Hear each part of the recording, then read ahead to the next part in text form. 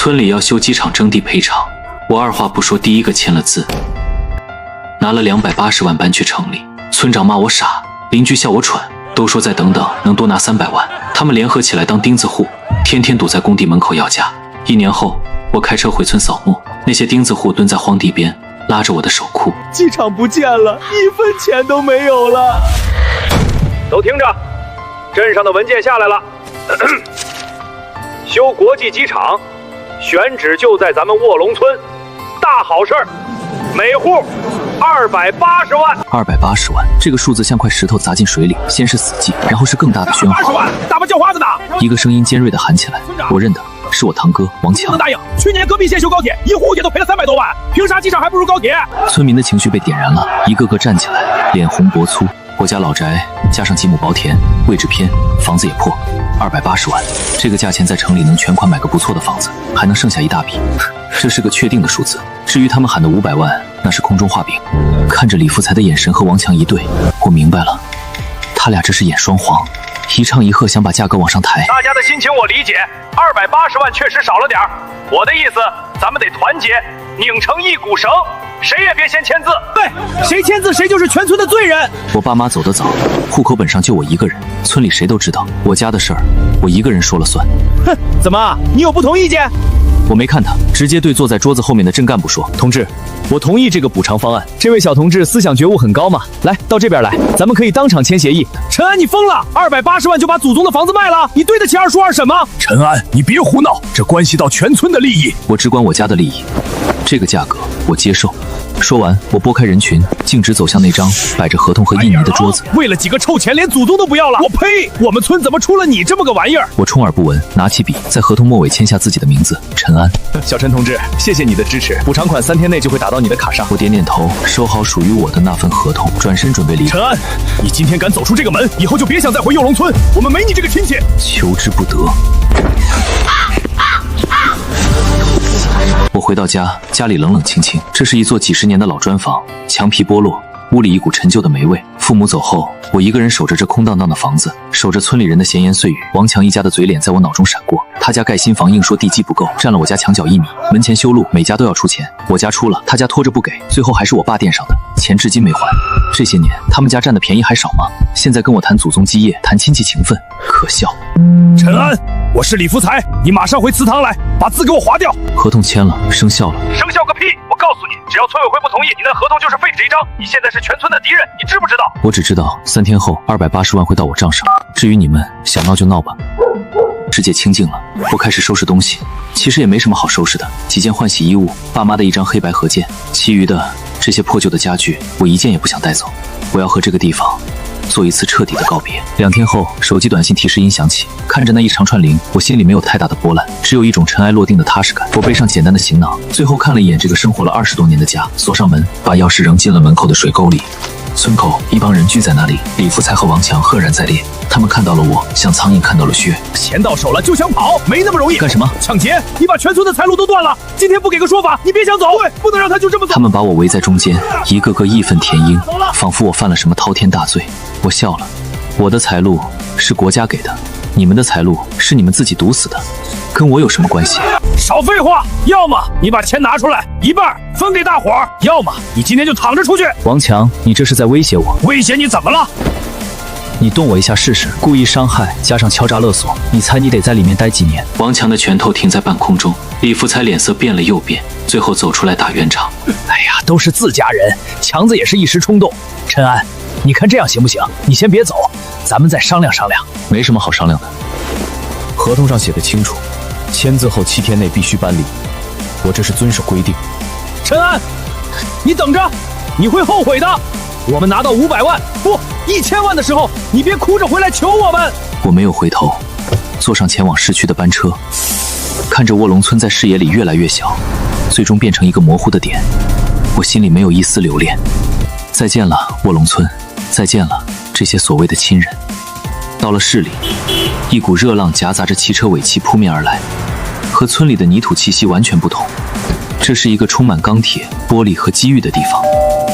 你好，我想买房，全款现房，今天能定下来的那种。哥，您算是找对人了。预算多少？有什么要求？3室1厅，100平米左右，小区环境好一点，预算180万以内。没问题。哥，您看这阳台。哥，这套房子开价175万，家电全送，拎包入住。您要是诚心要，价格我还能再帮您谈谈。不用谈了，就这套，175万，我买了。哥，不再看看别的？不用。剩下的钱，我买了一辆20万左右的国产 SUV， 办完手续还剩80多万，我没存定期，就放在活期理财里，以备不时之需。3天后，七叔给我打了个电话：“小安啊，搬过去还习惯吗？”“挺好的，七叔。你那边怎么了？”“别提了，你走之后，王强他们把事情闹大了。”“怎么了？”“他们凑钱在村口搭了个大棚，成立了什么卧龙村维权同盟，天天有人守在那儿，不让施工队进场，还印了传单，说补偿太低，要抗争到底。”“村长不管？”“他就是带头的。李福才现在天天开会，给大家鼓劲儿，说只要咱们坚持住，最后肯定不止280万，至少能翻1倍。”“有人信？”“全信了，人心不足啊！拿了280万进城买个房，安安稳稳过日子不好吗？非要做那发财的梦。他们现在都说你傻，说你亏了100多万，是吗？对了，王强还到处说，等你手里的钱花光了，没地方去，还得哭着回村里，到时候他1分钱都不会给你。”“他高兴就好，我对这些话已经免疫了。”“小安，你当时签那么快，是不是想到了什么？”“没什么，七叔，我就是觉得能拿到手的钱才是自己的钱。”“也是。行了，你自己在那边多注意身体。他们这帮人，我看是不到黄河心不死。”“傻？到底谁傻？时间会证明一切。”我打开手机，在一个 App 上订阅了几个关键词：机场、卧龙村、征地。我想看看这场由我开头的闹剧最终会如何收场。我在城里的新生活比想象中更快适应，没有了邻居间的鸡毛蒜皮，没有了亲戚间的斤斤计较，整个世界都清静了。半个月后，我订阅的新闻 APP 推送了一条消息，我又翻了翻，看到了一段对王强的采访。“你们的期望价位是多少？”“每户最少这个数，800万，少1分都不行。我们卧龙村山好水好，以后修了机场，旁边的地价不得起飞？我们这是为子孙后代着想。我们村之前出了一个败类，叫陈安，为了280万，第一个签字跑了。这种人就是短视，没有集体荣誉感。等我们拿到800万，他哭都没地方哭去。他这种人，以后休想再回我们卧龙村。”视频里的他意气风发，仿佛800万已经装进了他的口袋。我关掉手机，给自己泡了一杯茶。窗外夕阳正红，我一点也不生气，甚至有点同情他们，被自己的贪欲困在那个小的村庄里，做着一场永远不会醒来的发财梦。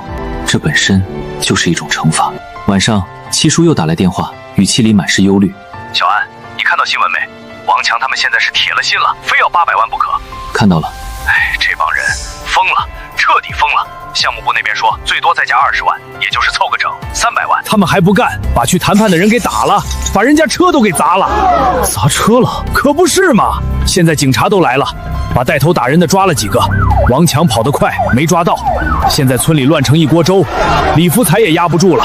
我跟你说，现在村里分成了好几派，有要800万的，有要1000万的，还有人说干脆自己集资盖房子，以后当机场家属院卖，说什么的都有。”我能想象到那种混乱的场面，一群没见过世面的人被一个虚无缥缈的数字冲昏了头脑，开始内讧，开始互相攻击。七叔，你别掺和，守好你自家的门就行了。我知道，我就是替他们着急，也替你担心。王强那小子在外面放话，说早晚要来城里找你算账。让他来，我等着他。一个连法律都不放在眼里的人，他的威胁对我来说毫无意义。我真正关心的是那个机场项目，这么闹下去，资方和政府的耐心还剩下多少呢？转眼3个月过去了，这期间我回绝了七叔几次让我回村看看的提议。关于卧龙村的消息依然断断续续的传来。王强他们打砸了项目部的车之后，对方的态度也强硬起来，不仅取消了那20万的搬迁奖励，还发表声明，如果村民继续阻挠施工，将通过法律途径追究其造成的经济损失。这下村民们慌了，但王强和李福才又给大家开了个动员大会。这是开发商的恐吓受量，是黎明前最后的黑暗，只要大家再坚持一下，胜利就属于我们。王强更是现身说法，说他有内部消息，机场这个项目是省里定的，不可能改。开发商比我们还急，拖一天就多一天的损失。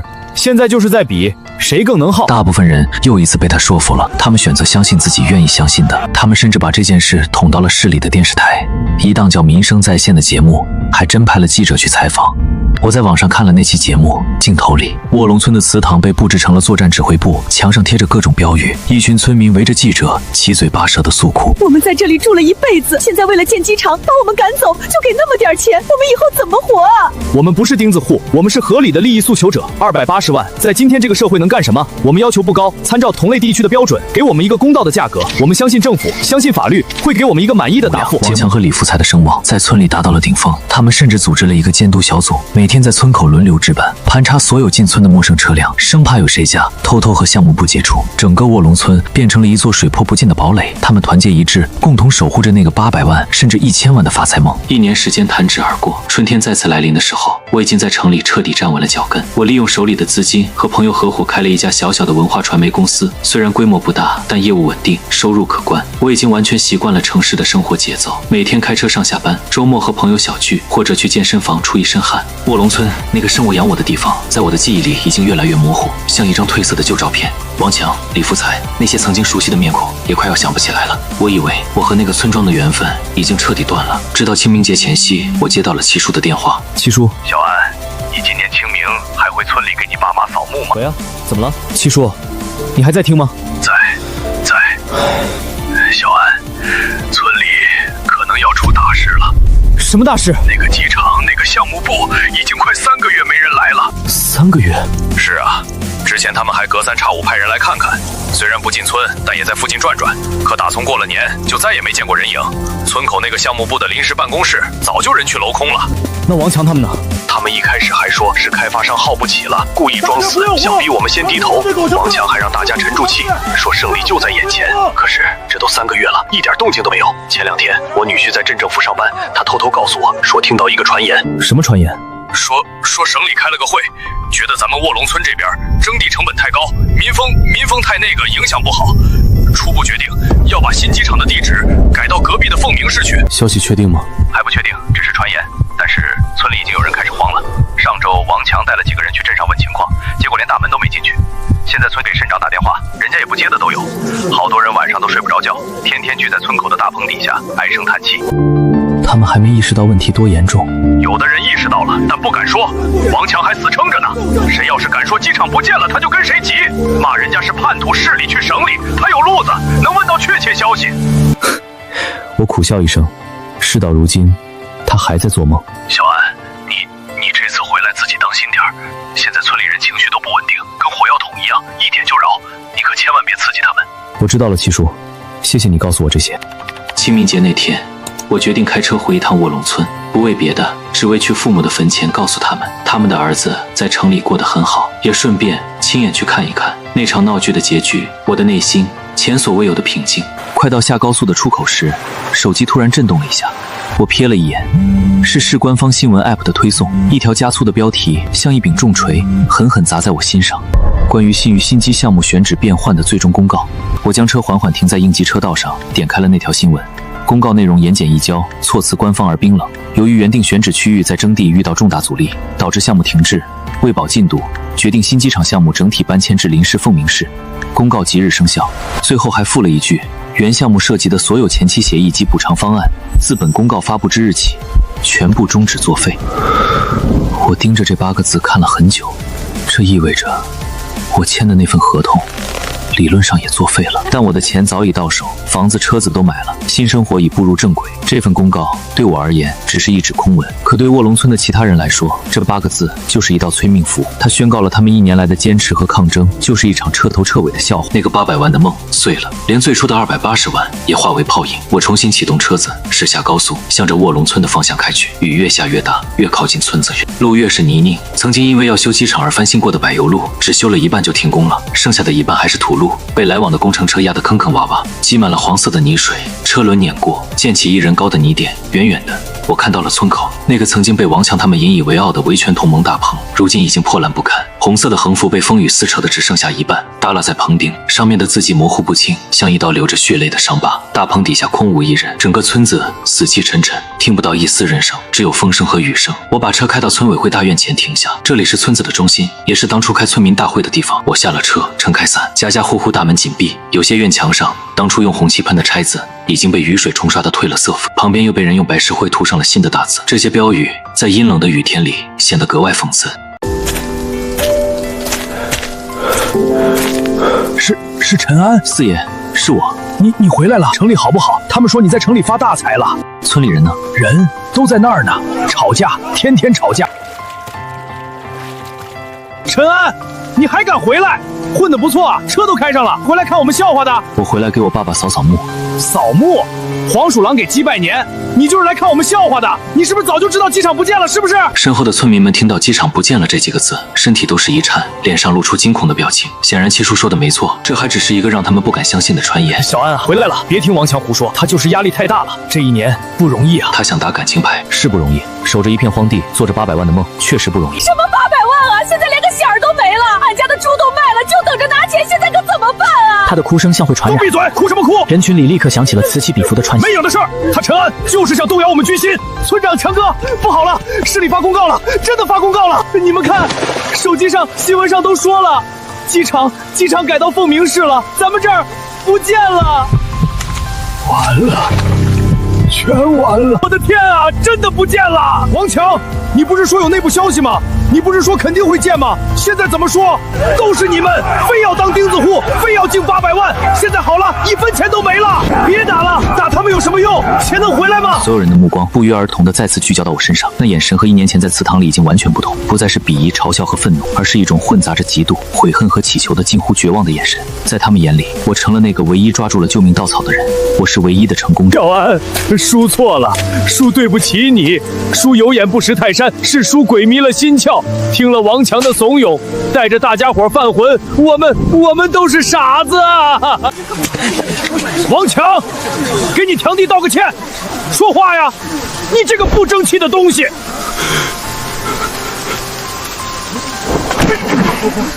陈安，堂哥错了，我不是人，我混蛋，我不该撺掇大家当钉子户，不该骂你，不该不让你走，是我贪心，是我害了大家，我对不起全村人，我对不起卧龙村的列祖列宗。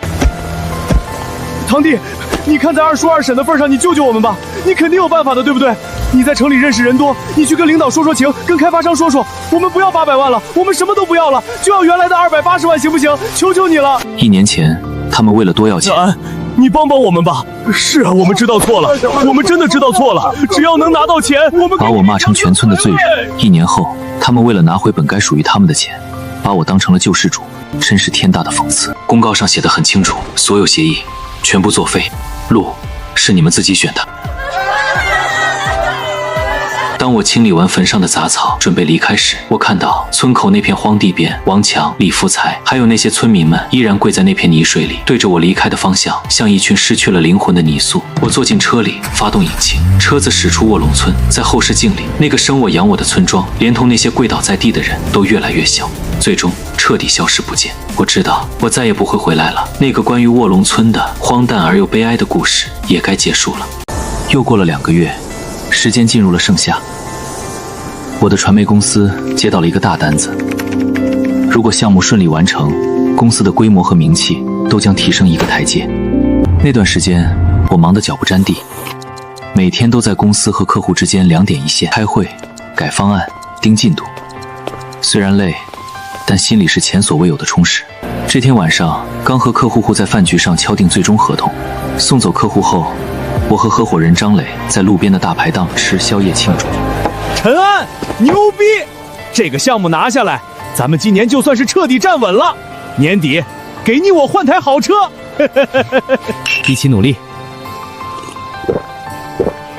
说真的，我认识你1年多了，总觉得你这人心里藏着事儿。你不像我们这种土生土长的城里人，你身上有股怎么说呢，狠劲儿，对自己狠，对过去也狠。唉。我喝了一口啤酒，没有说话。他说的没错，如果不对自己狠一点，不对过去狠一点，我可能现在还在卧龙村，和那些人一起守着那个水坑唉声叹气。手机响了，是七叔打来的。自从上次通话后，我们已经很久没联系了。小安，没打扰你吧？七叔的声音听起来比上次清爽了不少。没有，七叔，刚忙完，您那边都安顿好了？安顿好了，安顿好了。我现在跟我儿子住在一起，他给我在这边找了个看小区的活，轻松，每个月还有几千块钱，比在村里强100倍。我今天打电话就是想跟你说声谢谢。谢我什么？要不是当初听了你的，不跟着他们瞎掺和，我哪有今天的好日子？我算是看明白了，人啊不能贪心，脚踏实地比什么都强。您明白就好。对了，跟你说个事儿，卧龙村彻底成鬼村了。前几天下了场大暴雨，山洪把村东头那个大坑给冲了，水都漫到村里来了，淹了好几家，剩下的那点人也全都搬走了，投亲靠友去了。现在的村里一个人都没有了，就剩下些破房子。一个村庄就这么物理意义上消失了。那个李福才呢？他呀，中风以后就一直躺在卫生院，前2天没了。他儿子把他拉回来，在祖坟那边草草埋了。办丧事儿的时候，整个村子算上他家亲戚，拢共不到10个人，凄凉啊。至于王强，七叔说再也没有人见过他，也没有人再提起过他，他就好像一缕青烟，彻底消散了。挂了电话，我看着大排档里喧闹的人群，喝着冰凉的啤酒，心里有种恍如隔世的感觉。李福才死了，王强消失了，卧龙村没了，我和那个世界的最后一点联系，也随着七叔的这通电话彻底斩断。想什么呢？我回过神来，对他笑了笑，没什么，想起了一些过去的事。过去就让它过去，咱们得往前看。走，喝完这杯，明天继续奋斗。我举起酒杯，一饮而尽。是啊，往前看，我的未来在这座繁华的城市里，在这片灯火辉煌中。又是1年过去，公司的发展比我预想的还要顺利。我们成功地完成了那个旅游度假区的推广项目，一战成名，在业内打响了名气，业务量翻了几番，公司也从10几人的小团队扩张到了50多人的规模。我也从一个光岗司令变成了一个真正的管理者。我换了车，从原来的合资品牌换成了一辆德系的豪华轿车，也在离公司更近的一个高档小区买了一套面积更大的平层。我成了别人口中年轻有为的陈总，出入高级写字楼，参加各种商务宴请，和形形色色的人打交道，生活忙碌而光鲜。我已经很久没有想起过卧龙村了，那个地方连同那些人和事，都像是上辈子发生的一场模糊的梦。这天中午，我约了一个重要的客户，在市中心一家5星级酒店的旋转餐厅吃饭。谈完合作，我送客户到楼下。陈总，留步吧，合作愉快。合作愉快，李董。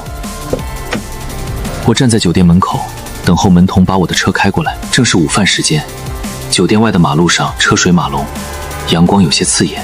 我微微眯起了眼睛。不远处，一个建筑工地的门口，一群工人正蹲在路边吃盒饭。他们穿着沾满灰尘和油漆的工作服，脸上是奔波劳碌的疲惫。这在城市里是再寻常不过的景象。我本没有在意，但我的目光却被其中一个身影吸引了。他端着一个快餐饭盒，正狼吞虎咽地往嘴里扒拉着米饭，像是饿了很久。不知道为什么，我总觉得那个身影有些熟悉。那个人特别瘦，几乎是皮包骨头，头发乱糟糟的，胡子拉拉，皮肤被太阳晒得黝黑。也许是察觉到了我的注视，那人下意识地抬起头，朝我这边看了一眼。四目相对的一瞬间，我们2个让人都愣住了。时间仿佛在这一刻凝固，尽管他变了太多，变得如此苍老、憔悴、落魄，但我还是一眼就认出了他，王强。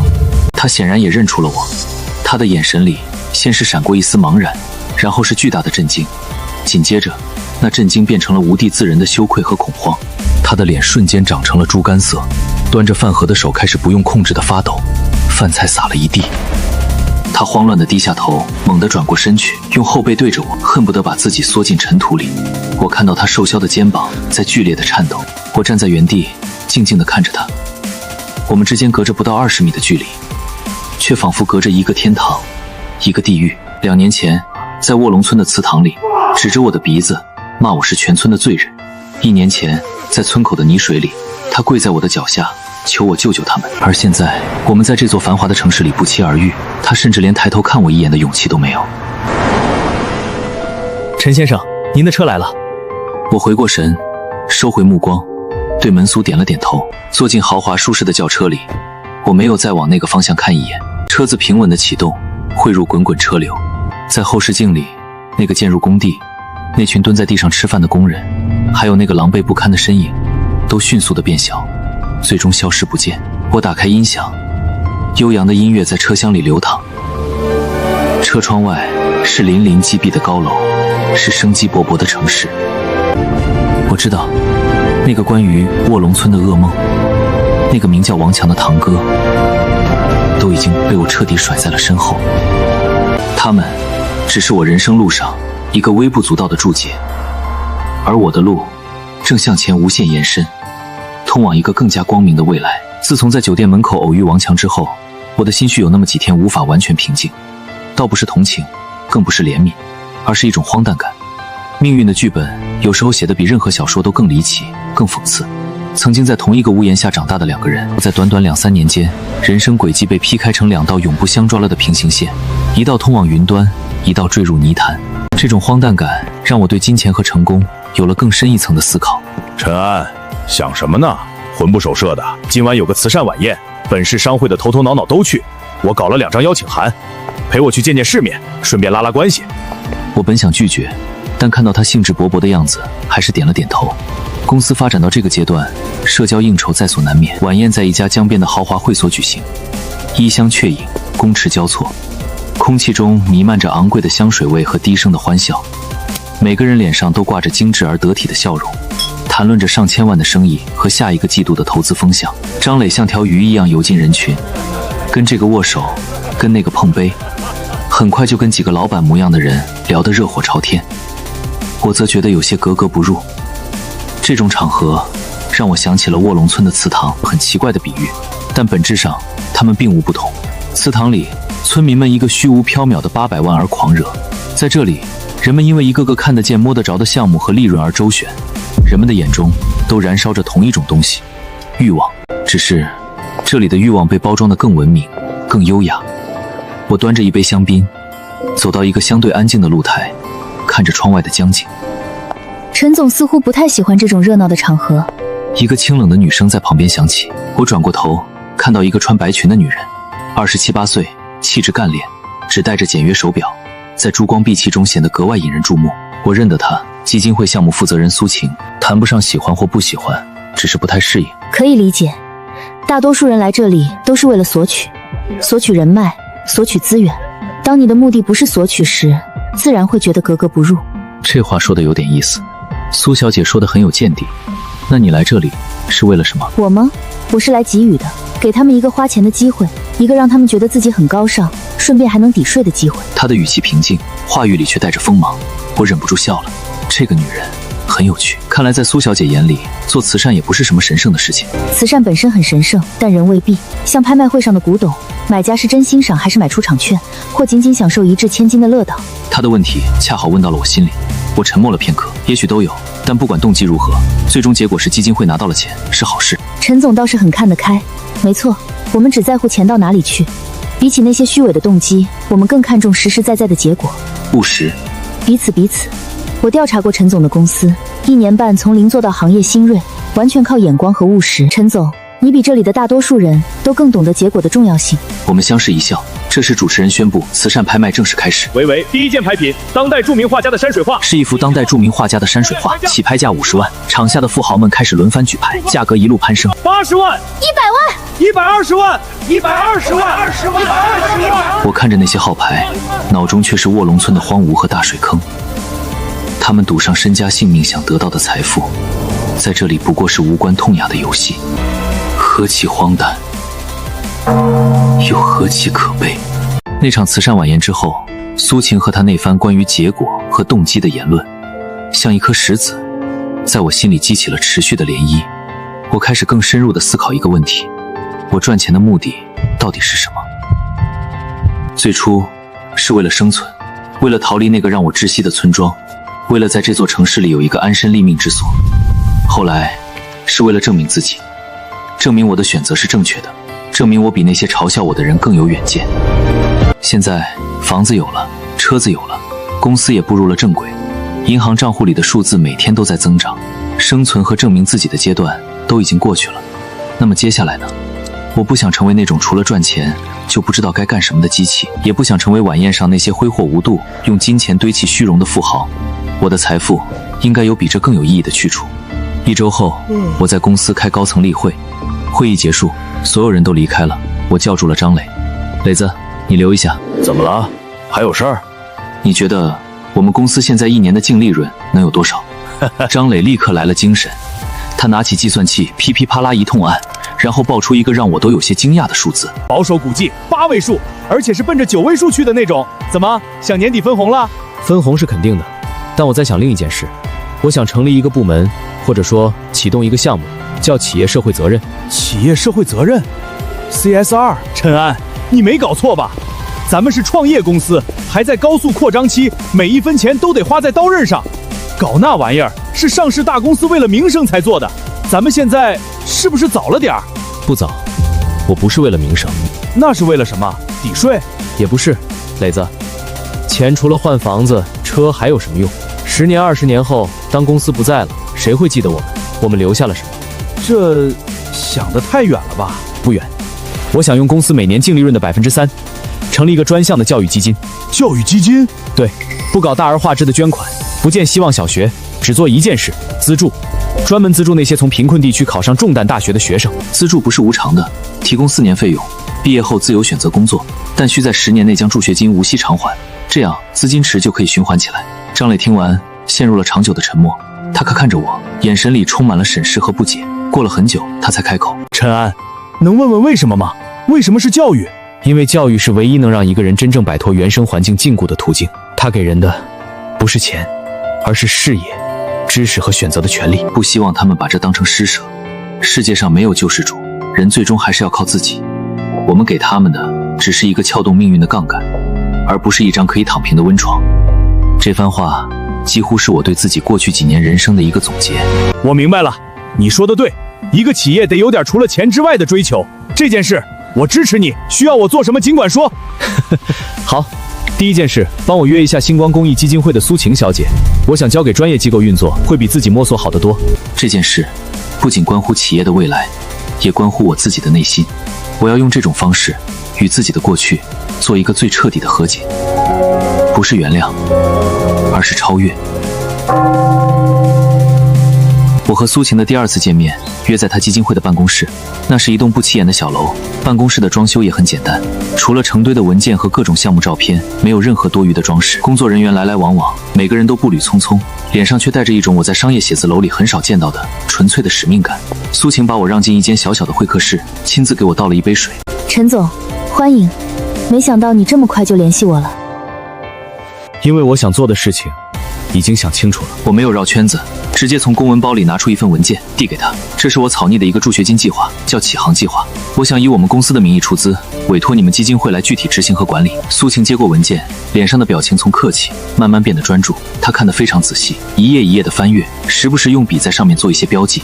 我没有打扰她，静静地喝着水。这份计划书我花了好几天的时间来完善，里面不仅有启航计划的理念和宗旨，还详细规定了申请人的筛选标准、资助金额的发放方式、还款协议的细则，甚至还包括了一个长期的校友追踪和社群建设计划。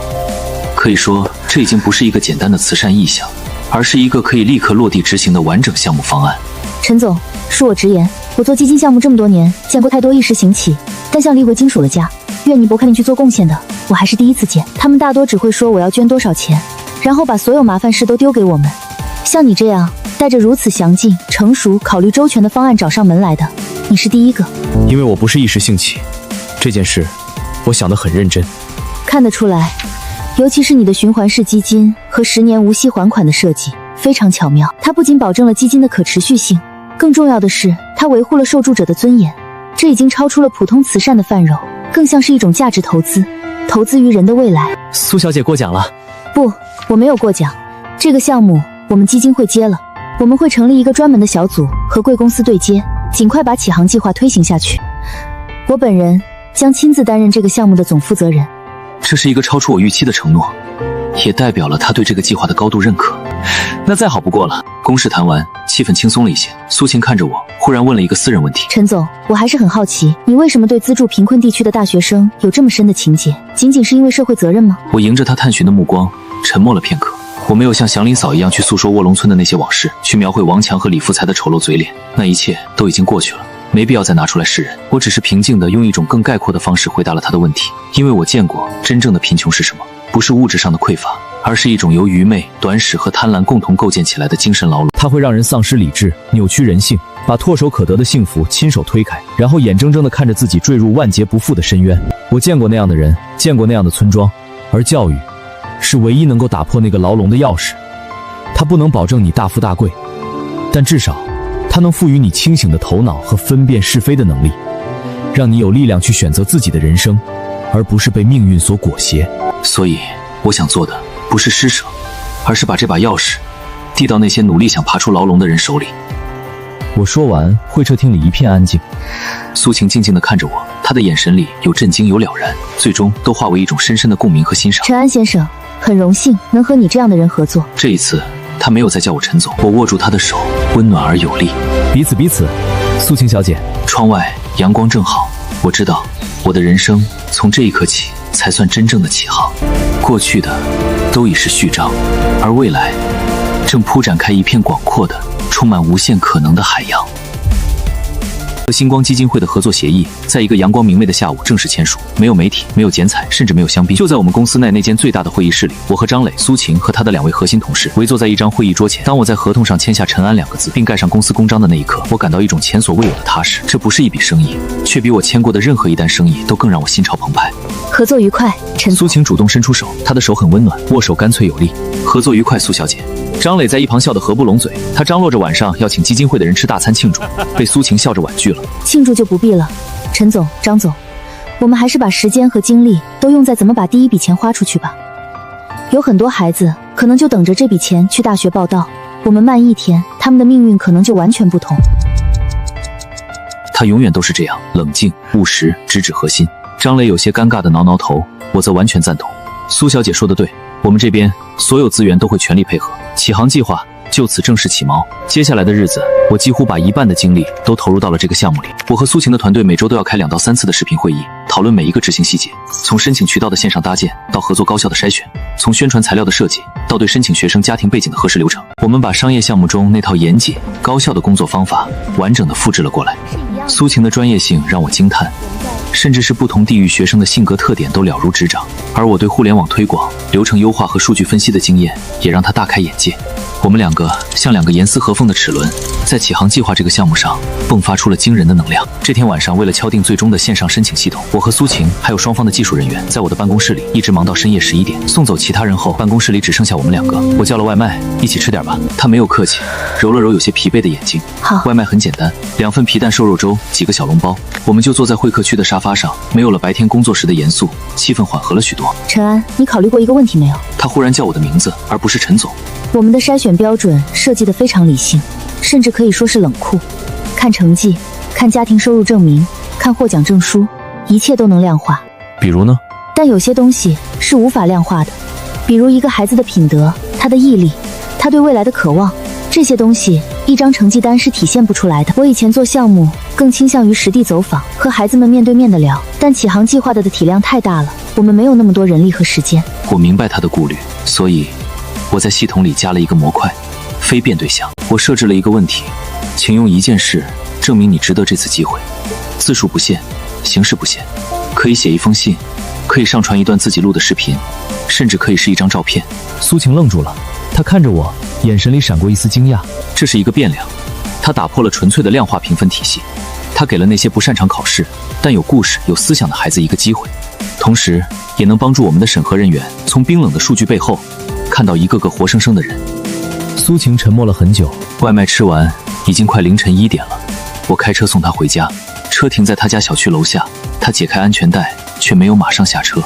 谢谢你的粥，很好吃，也谢谢你让我看到了慈善的另一种可能性。她侧过头，在昏暗的灯光下，她的眼睛显得格外明亮。应该我谢谢你，让我找到了花钱的意义。晚安。晚安。苏晴笑了，像一朵在夜色中悄然绽放的白兰花。看着他上楼的背影，我忽然觉得这座冰冷的城市似乎也变得温暖了起来。启航计划的线上申请系统在8月初正式上线，借助公司成熟的推广渠道，我们在短短半个月内就收到了来自全国各地超过5000份的有效申请。我和苏晴的团队进入了最紧张的审核阶段，每一份申请都代表着一个年轻人对未来的期盼和一个家庭沉甸甸的希望。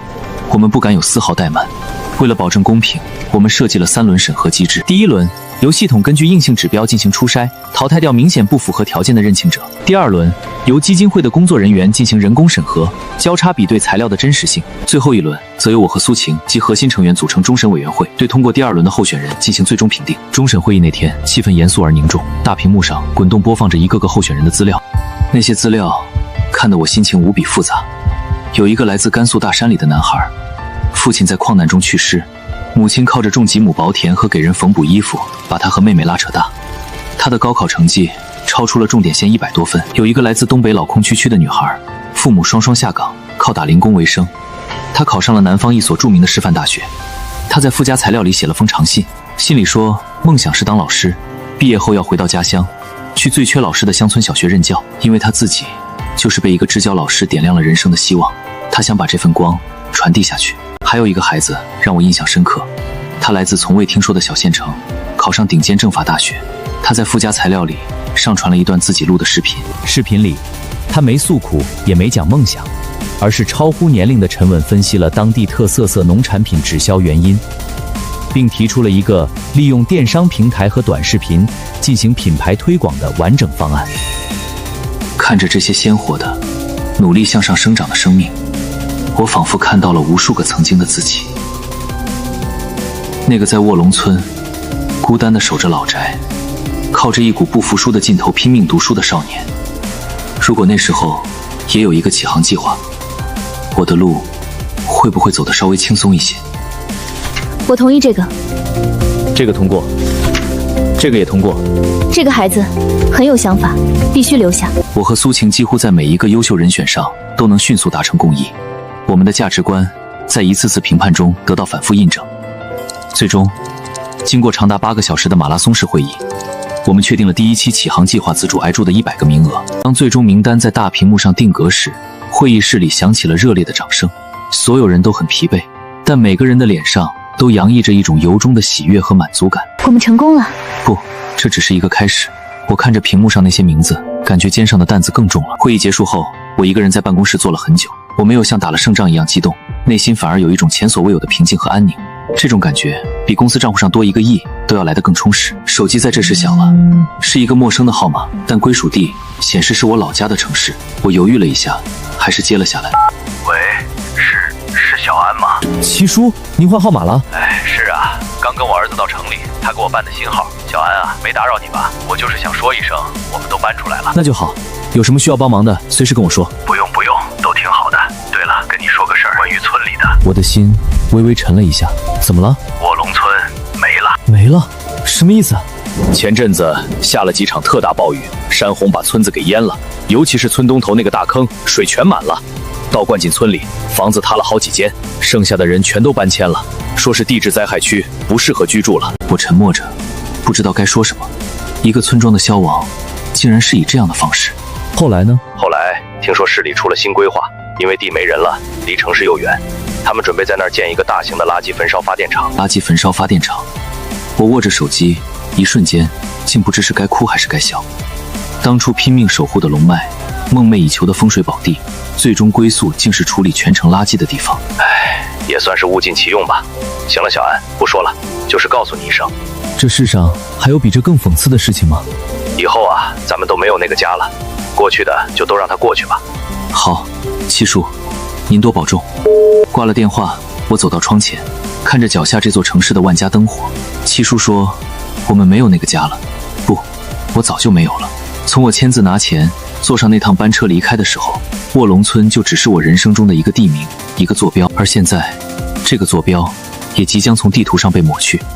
也好，就让恩怨、悔恨、贪婪和愚昧随村庄被焚烧，化为青烟消散在历史的风中吧。从此，世上再无卧龙村。七叔的那通电话像一把铲子，将我心中关于卧龙村的最后一杯土也彻底铲平了。我的世界变得前所未有的清爽和干净。周末，苏晴忽然给我发了条信息，约我去市郊的一个森林公园。第二天，我按照约定时间到达公园门口，苏晴已经在了。她今天没有穿职业套装，而是一身轻便的运动装，扎着一个高高的马尾，脸上未施粉黛，看起来就像一个刚刚出校门的大学生，充满了青春的活力。等很久了？没有，刚到。走吧，今天不谈工作，只当是给身体放个假。我们沿着公园里的石阶小路一路往山上走。公园里空气清新，满是草木的芬芳，鸟鸣声在林间此起彼伏，阳光透过树叶的缝隙在地上洒下斑驳的光影。我们走得很慢，一路上聊着些轻松的话题，聊最近上映的电影，聊哪家餐厅的菜比较好吃，聊学生时代的趣事。我发现脱离了工作的苏晴原来也有着非常生活化的一面。她会为了一个电影情节哈哈大笑，也会抱怨某家奶茶店的糖放得太多。这种感觉很奇妙，也很舒服。我们就像一对认识了很久的老朋友，在某个闲暇的午后享受着片刻的宁静。走到半山腰的一个观景台，我们停下来休息。从这里可以俯瞰小半个城市的轮廓，高楼林立，道路如织，充满了现代化的气息。真没想到这座钢铁森林的旁边还有这么一片清静的地方。是啊，苏晴靠在栏杆上，任凭山风吹对着她的头发。陈安，我有时候在想，我们这么拼命的在这座城市里奋斗，到底是为了什么？这个问题他好像也问过我一次，但这一次他的语气里没有了上次在晚宴上的那种审视和疏离，而是多了一份真诚的迷茫。以前我觉得是为了更好的生活，后来我觉得是为了证明自己，现在呢？现在我觉得可能是为了拥有选择的权利，选择过什么样的生活，选择成为一个什么样的人，选择和谁在一起。当你的能力和财富积累到一定程度，你就不再需要被动地接受命运的安排，而是可以主动地去塑造自己的生活。所以成立启航计划也是你主动塑造生活的一部分。是，我不想成为一个只知道赚钱的机器，我想在我的人生里留下一点除了商业报表之外的东西。苏晴忽然笑了，那笑容很美，像山间清晨的阳光。你知道吗，陈安，我选择做公益其实原因和你很像。我家里条件很好，从我出生起，我的人生道路几乎就被规划好了。读名校，去华尔街，进投行，然后嫁一个门当户对的商业精英，继承家族的生意，一条看起来光鲜亮丽、完美无瑕的路。但我不喜欢，我见过太多那种生活，精致奢华但空洞，每个人都像是戴着一副完美的面具，说着言不由衷的话，追逐着永无止境的利润。那不是我想要的人生。大学时，我瞒着家里参加了一个去西部山区的支教团，那1个月的经历彻底改变了我。我第一次知道，原来有那么多孩子连一本课外书都是奢望。我第一次知道，原来知识真的可以像一束光，点亮一个孩子灰暗的世界。从那以后，我就知道我该做什么了。毕业后，我拒绝了家人安排的工作，一头扎进了公益行业。他们到现在都不能完全理解我，觉得我是在胡闹。但没关系，因为我知道我走在一条能让我内心安宁的路上，我拥有了选择自己人生的权利。原来他也有着自己的反叛和逃离，我们都是挣脱了既定轨道的人，只不过他挣脱的是一个金色的牢笼，而我挣脱的是一个泥泞的深渊，但我们最终都走向了同一片开阔地，殊途同归。是啊，殊途同归。陈安，谢谢你告诉我你的故事，现在我更确定我们是同路人。夕阳西下，金色的余晖洒满整个山坡，也洒在我们身上。城市的天际线被染成了一片温暖的橘红色。那一刻，所有的言语都显得多余。苏晴忽然朝我走近一步，然后她轻轻地伸出手，握住了我的手。她的手很柔软，带着一丝凉意，却仿佛有一股暖流，瞬间传遍我的全身。我没有躲闪，反手将她的手握紧。我们没有说话，只是并肩站着，一起看着远方那轮缓缓沉下的落日。启航计划的第一笔助学金在8月底之前精准无误地打到了每一个入选学生的账户上。看着那一笔笔款项成功支付的记录，我和苏晴都有一种如释重负的感觉。这不仅仅是钱，这是我们共同播下的100颗希望的种子。开学季，苏晴和他的团队忙着和各个高校对接，确认学生们的报到情况，而我则把重心重新放回公司的业务上。但我们每天晚上还是会雷打不动地通一个电话，分享彼此一天的见闻。陈安，你知道吗？今天有个孩子给我发了一封邮件，他说他买了一张硬座票，在火车上站了30多个小时才到学校，但他一点也不觉得累，因为他知道他的人生从踏上那趟火车开始就不一样了。我今天也收到了一个考上建筑系的孩子给我寄了一张他自己画的速写，画的是他们家乡的一座老石桥。他说等他学成归来，要亲手为家乡设计一座更坚固更漂亮的大桥。这些来自天南海北的反馈像涓涓细流汇入我们心底，让我们感到无比的温暖和富足。随着时间的推移，我们和这些孩子们之间建立起了一种超越了资助者和受助者的，更像是师长和朋友的关系。转眼到了第2年的暑假，第一批启航计划的学生们即将迎来他们的大2生活。陈安，我在想一件事。什么事？这些孩子大部分都来自很偏远的地方，他们的学习能力很强，但他们的视野和社交圈相对来说还是很局限的。大学不仅仅是学习知识的地方，更是塑造三观、拓展人脉的平台。我们是不是可以他们做得更多一点？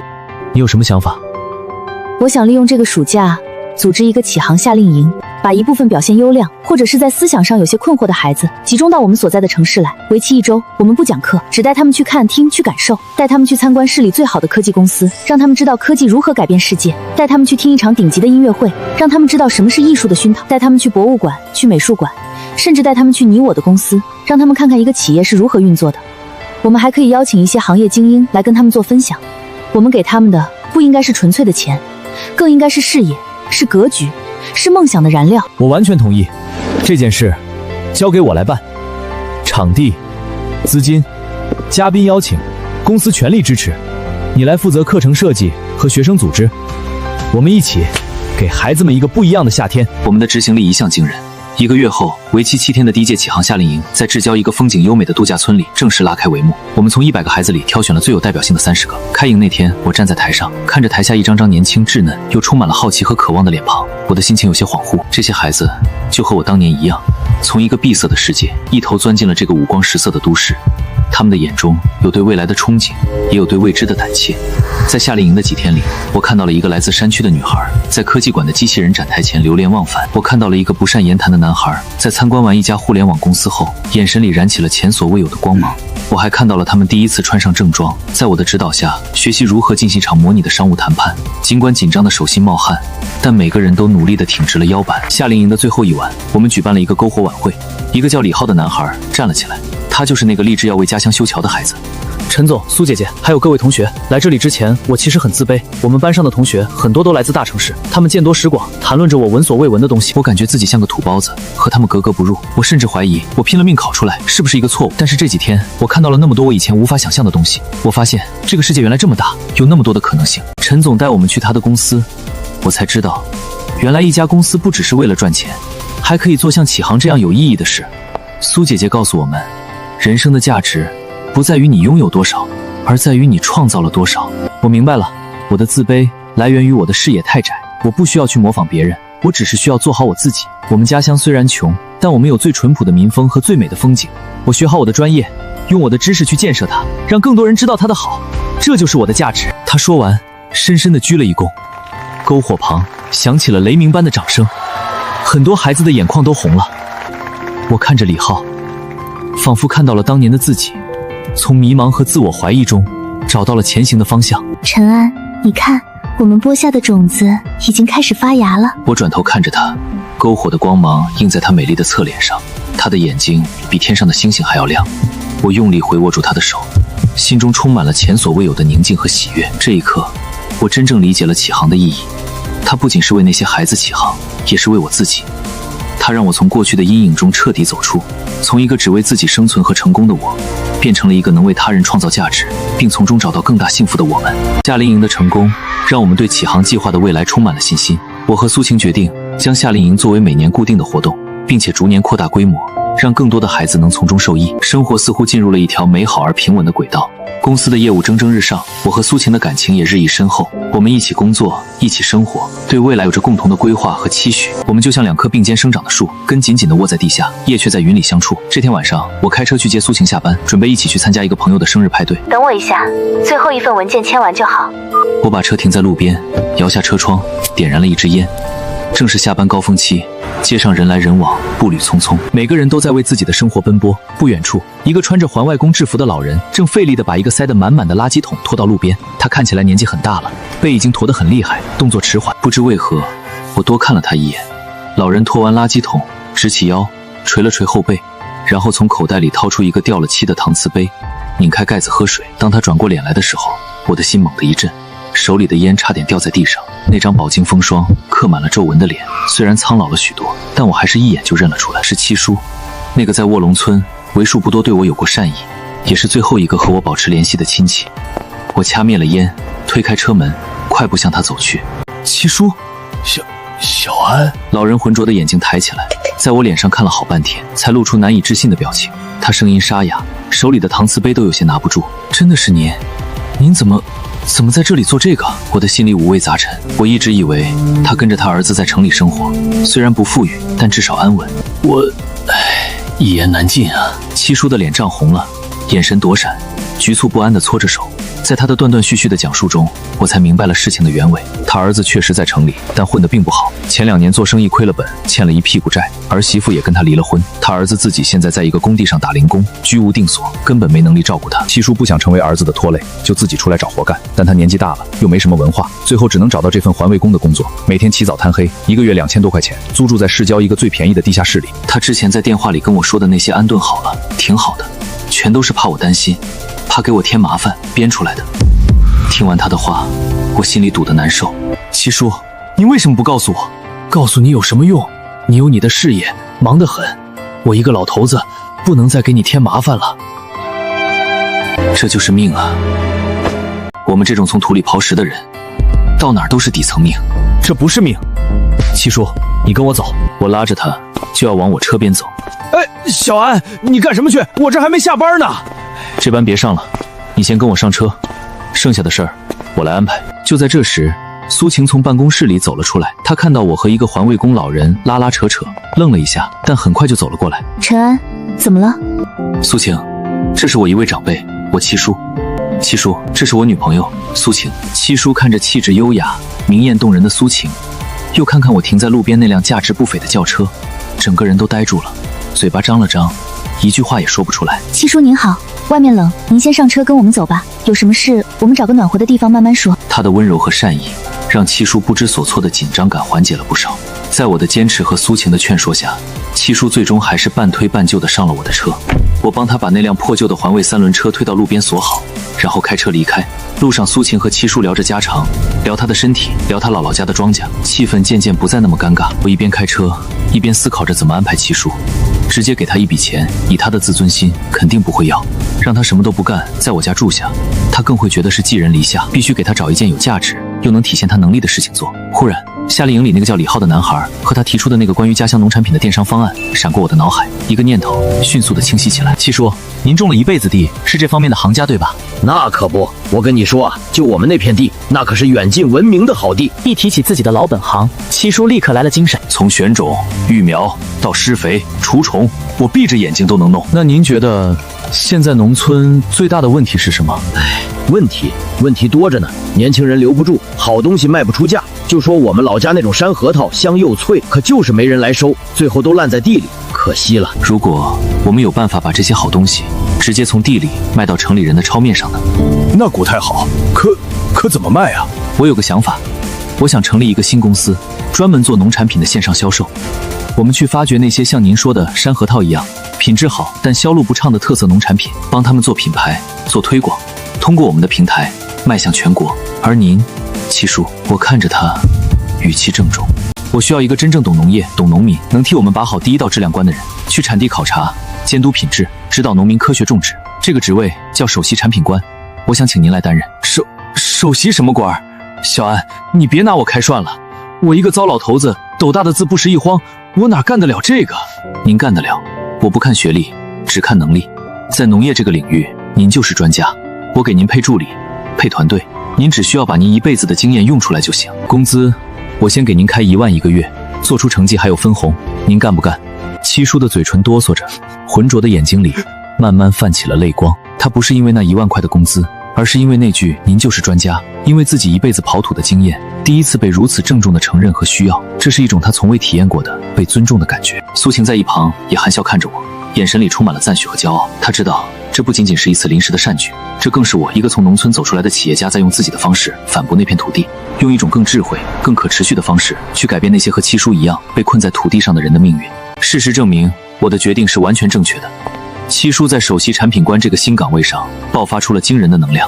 我们成立的新公司取名为山河风物，我从公司抽调了最精锐的电商运营和品牌营销团队，全力支持这个新项目。而七叔则成了这个项目的灵魂。他脱下了环卫工的制服，换上了我们为他定制的工作服。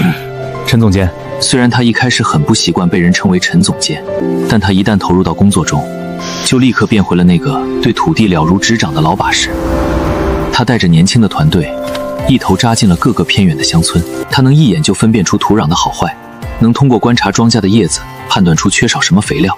他跟当地的农民说着他们才懂的行话，很快就和他们打成一片。在他的把关下，我们发掘出了深山里的野蜂蜜，高原上的黑青稞，滩台上自然生长的紫菜，每一样产品都带着浓郁的地域特色和淳朴的匠心。我们的团队则负责为这些产品设计精美的包装，专写动人的品牌故事，再通过我们成熟的线上渠道进行推广。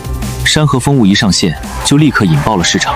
短短半年时间，山河风物就实现了盈利，并且成为了公司旗下增长最快的新业务。七叔成了远近闻名的财神爷，每次他去村里考察，都会受到最热烈的欢迎。他整个人都变了，腰板挺直了，说话声如洪钟，脸上总是洋溢着一种发自内心的自豪和满足。他把他儿子也接到了公司，安排在物流部门，让他从最基础的工作干起，靠自己的双手重新开始。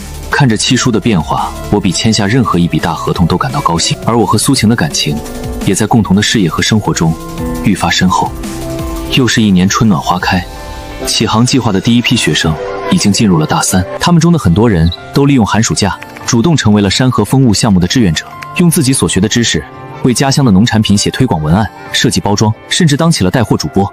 那个叫李浩的男孩，他设计的外婆桥牌家乡米酒成了我们平台的爆款。这天是启航基金会成立2周年的纪念日，我们没有举办盛大的庆典，只是把所有参与过项目的核心人员，还有一部分学生代表，请到了公司新总部的顶楼露天花园。傍晚，夕阳的余晖洒在每个人的脸上。李浩作为学生代表站在台上发言，他已经不再是那个自卑内向的山里娃，而是变得自信、开朗、侃侃而谈。2年前，我以为我的人生就是翻过一座山，再走很远的路。是启航计划给了我一双翅膀，让我知道，原来我可以飞。今天，我想说，我们这些被启航照亮的孩子，不会只想着自己飞翔。我看着台上那个意气风发的年轻人，看着台下那些充满希望的脸庞，再看看身边那个始终与我并肩、眼含笑意的苏晴，我的心中被一种巨大的幸福感所填满。晚宴结束后，我牵着苏晴的手走到花园的角落。苏晴，我从口袋里拿出一个早已准备好的丝绒盒子，单膝跪地。2年前，我以为我的人生是一场关于逃离和证明的独角戏，是你让我明白，原来人生可以是一场关于创造和给予的交响乐。我逃离过一个村庄，却在你这里找到了心灵的故乡。我曾以为财富是我的铠甲，是你让我知道，爱才是最坚实的依靠。我不知道该如何许给你一个多么波澜壮阔的未来，但我可以保证，从今往后的每一天，我都会像经营山河风物一样，用心去耕耘我们的生活，像守护启航计划一样，用生命去守护我们的爱。苏晴，你愿意嫁给我，成为我人生这首交响曲中最重要的那个音符吗？他没有说话，只是重重地点了点头，然后伸出他的手。我为他戴上那枚戒指，然后站起身，将他紧紧地拥入怀中。远方城市的灯火渐次亮起，汇成一片璀璨的星海。我抱着怀里的女孩，看着这片由我们共同参与创造的繁华，心中一片安宁。卧龙村的故事早已随风而逝，那些贪婪与悔恨，那些短视与纷争，都成了我人生中最深刻的注别，时刻提醒着我，什么才是真正值得珍惜和追求的东西。人生的航程总会遇到风浪和浅滩，但只要选对了方向，守住了本心，最终总能抵达那片属于自己的风和日夜的港湾。而我的港湾就在此刻，我的怀中。